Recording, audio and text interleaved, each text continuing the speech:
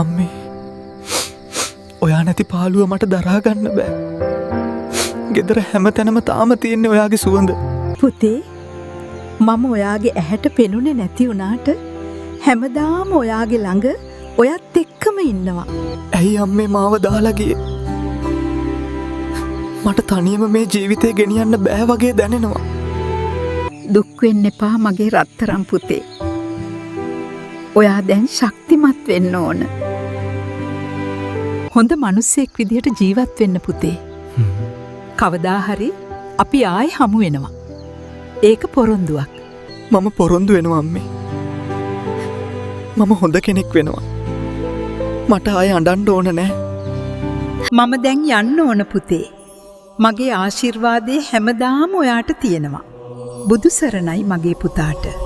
නිවන් සුව ලැබේවා අම්මේ. ලබන ආත්මෙත් මගේම අම්මා වෙලා ඉපදෙන්න.